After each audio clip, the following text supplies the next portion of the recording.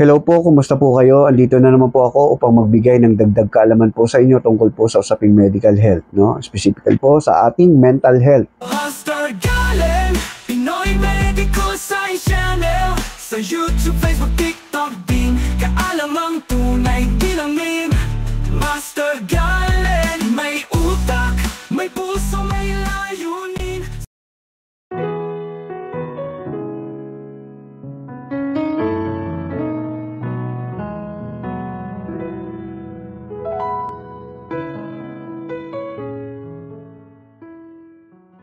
Napakaraming kwento sa mundo na hindi natin gustong marinig, lalo na po kung ito ay tungkol sa isang batang punong-puno ng talento, ng pangarap at kabutihang loob. Isa na po rito ang kwento ni Emmanuel Atienza. Isa po siyang batang kilala sa sining, no? Napakamalikhain at punong-puno talaga ng kababaang loob. Siya po ay anak ni Kim Atienza, no? Na isang sikat na TV host. Ngunit sa kabila ng mga yan, sa kabila ng mga ngiti, ay may mga laban tayo o pinagdadaanan sa ating isip na hindi madaling makita. Si Emmanuel Eman ay naging bukas naman sa publiko tungkol sa kanyang mental health journey. At tumanggap nga daw po siya ng diagnosis na CPTSD or yung Complex Post-Traumatic Disorder, tapos po yung bipolar disorder at ADHD or Attention Deficit Hyperactive Disorder with borderline and paranoia pictures. No? So, yan po yung mga diagnosis na binahagi niya, no? Na-diagnose daw po siya ng ganyan. Ibig sabihin, tila araw-araw siyang may laban na kinakaharap. No? Ang dami po kasi nung na diniagnose po sa kanya. Ibig sabihin, araw-araw niya nararanasan yung labis na takot, yung mood swing, no, yung hirap makapag-focus, yung trauma. So araw-araw ganun ang nararamdaman niya. Ano nga ba itong Complex Post-Traumatic Disorder?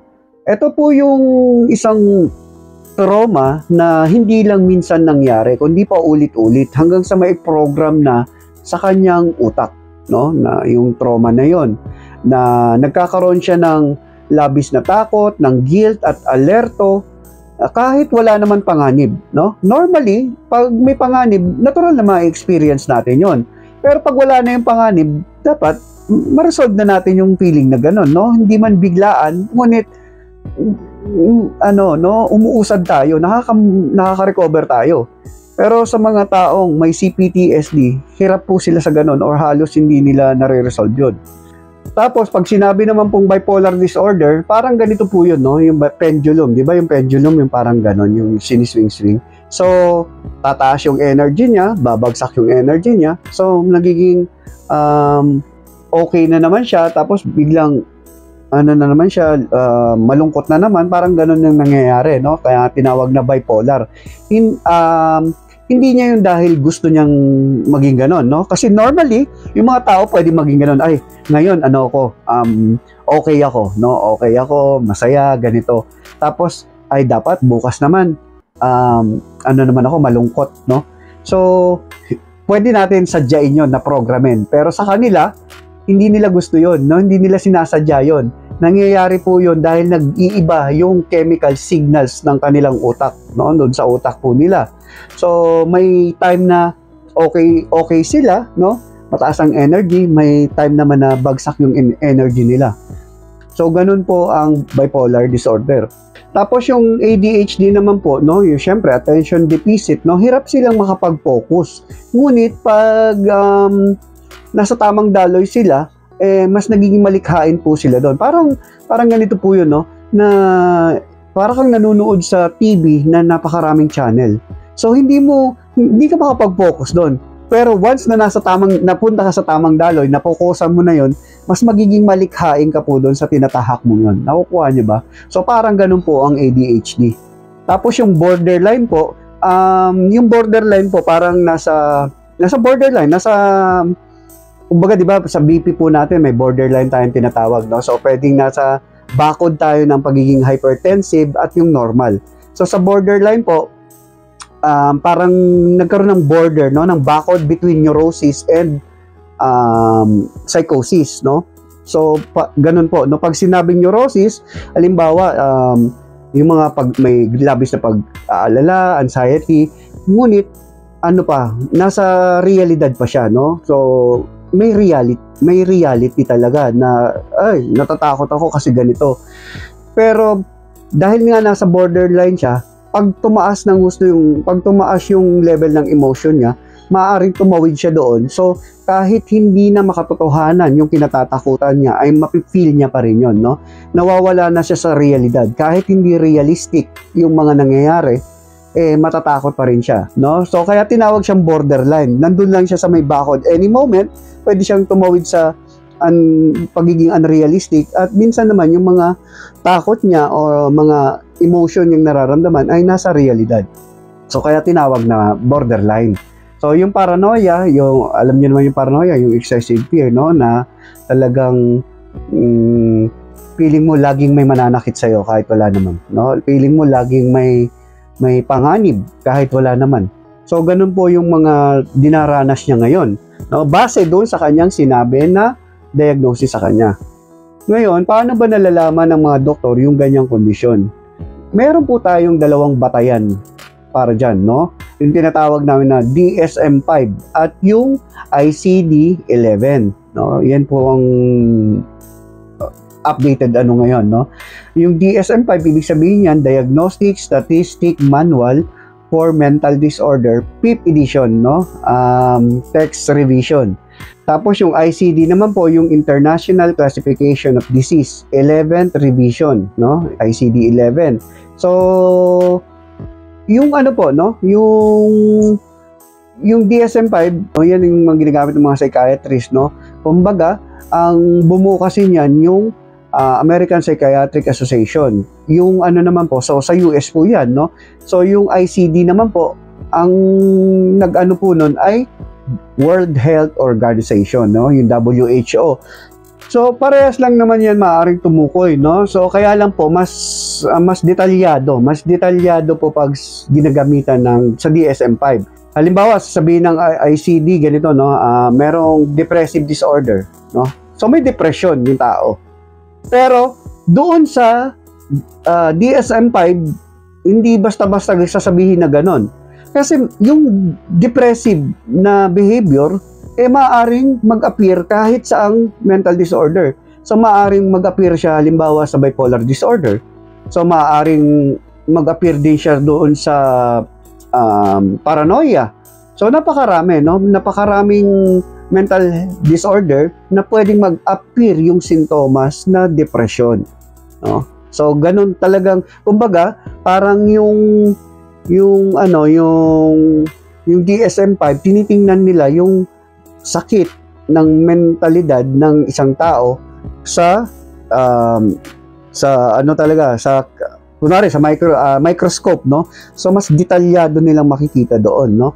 Hindi kagaya ng sa ICD, pag tumingin sila, telescope ang gamit. So malawak, no? So, may ganitong karamdaman, ganito yung picture. So sabi nila depression, depressive disorder. So mas detalyado doon sa DSM-5, no, yung ginagamit ng US, no, yung APA, yung American Psychiatric Association. So hindi na tayo magdidig dyan masyadong malalim dahil masyado ng technical yung abutin natin dyan. Hindi nyo naman kailangan makabisado yan, no? Paano nga ba ito ginagamot? So, yung mga ganitong kondisyon, no, yung mga taong may pinagdadaanan ng ganito, hindi natin pwedeng tiisin na lang, ipagbaliwala, at wala na tayong gagawin. Huwag po, no? Dapat po, magkaroon po talaga ng tamang gamutan, no? Nandiyan po yung kombinasyon ng psychotherapy, ng tamang mga medicines, no? Tapos yung support system po natin. Dito po sa psychotherapy, dito po mapasok po yung tinatawag na CBT o yung cognitive behavioral therapy, no? Tapos medicines naman, yung mga mood stabilizers, yung mga antidepressant. Tapos yung sa lifestyle support naman, syempre kailangan balanced diet, regular na pag-exercise, no, tamang tulog, no, yung sapat na tulog, pag-iwas sa alcohol at sa droga. So yan po yung lifestyle support. Dahil pag tama po ang gamutan, no, maaaring maaari pa naman mamuhay ng normal ang taong dumaranas ng ganito at mabuhay uli sila ng masaya. At paano ba natin maiiwasan na humantong sa ganito? Una dyan yung early awareness, no? So halimbawa kung may bata tayo na isang tao na nakikita ang laging tahimik, no? Nagbago siya ng pag-uugali, lagi na lang nagkukulong sa kwarto, halimbawa, no? Ganon. Tapos parang lagi siyang pagod, no? So, wag ipagwalang bahala yung mga ganon na change of behavior ng mahal nyo sa buhay. Tapos, pangalawa dyan, yung yung tahanan po natin dapat ay may open communication.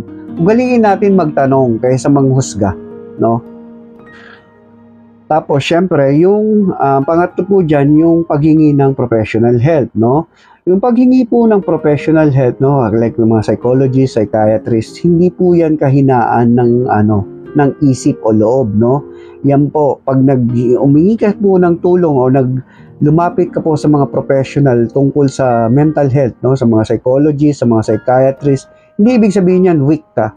Hindi ibig sabihin yan baliw ka na, no? Yan po, ibig sabihin niya matalino ka, no? Nakikita diyan yung katalinuhan ng isang tao or ng pamilya niya pag inilapit nila sa mga professional tungkol sa ganyan. So, sino ba yung mga prone dito? Sino ba yung mga tao na mas kumbaga mas nasa ganitong risk na magkaroon ng ganitong mga problema sa mentalidad, sa pag-iisip, no, sa emotion. So, base sa pag-aaral, magiging prone ka na magkaroon ng ganito kung dumanas ka ng trauma nung bata ka pa, emotional, physical, or neglect, no? So, isa po yan sa tinitingnan na maaaring maging dahilan kung bakit humahantong yung mga tao sa ganyan.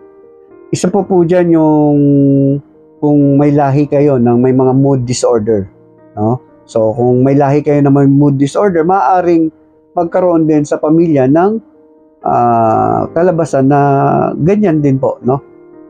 Tapos yung mga tao na sobrang perfectionist, no, yung masyadong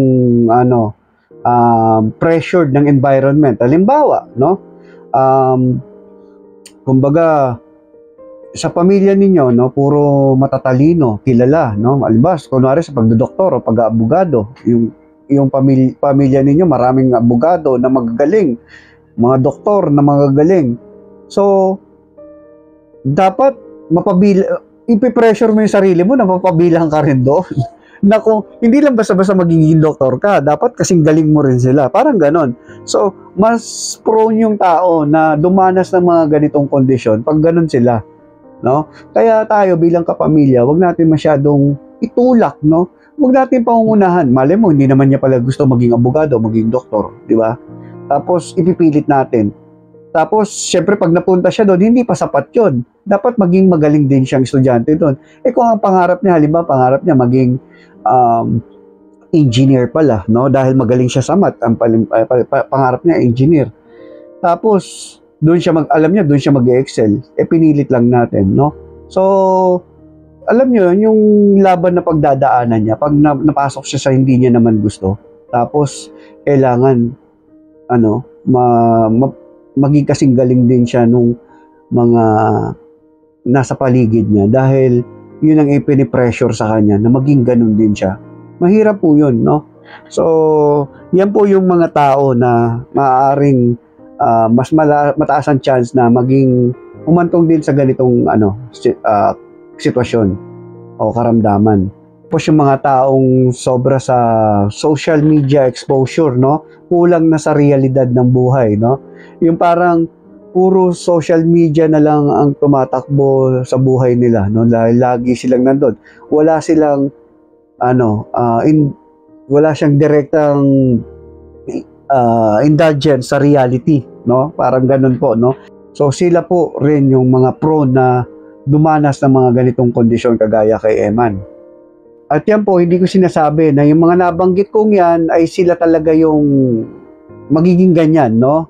Hindi po, no? Base po sa pag-aaral, sila po lang yung lapitin na mas mapunta sa ganyang kondisyon. So, kaya po, sila po yung mga tao na dapat nating bantayan, alagaan, at pakinggan, no? So sila po yung mga taong ganon. Hindi po sinasabi na automatic na yung mga nabanggit kong yan, sigurado magiging ano din yan, no? May mental problems. Hindi yung ganon. So yung kwento po ni Emmanuel ay isa pong pagpapaalala sa atin na sa kabila ng liwanag ay meron pa rin dilim na hindi nakikita. Kaya kung may kakilala ka o kaibigan o mahal sa buhay na pakiramdam mo pagod na, tulungan mo makaramdam siya ng pahinga, no? Tulungan mo siya. At tandaan nyo, minsan yung pakikinig ay mas effective kesa magbigay ka ng payo. So paalala uli, sa likod ng mga ngiti, maaaring may sugat pa rin na nakatago. Pero lagi niyong tatandaan, ano man ang sugat ay maaaring maghilom. Ang utak kapag naunawaan ay kayang pagalingin. Ako po uli si Master Galen. Sana may natutunan na naman po kayo sa maikling talakayan po natin, no? At siya nga po pala, nakikiramay po ako sa pamilya ni Emmanuel. Maraming salamat po. Hanggang sa muli po. Kita-kita po ulit tayo sa next video. Paalam pansamantala.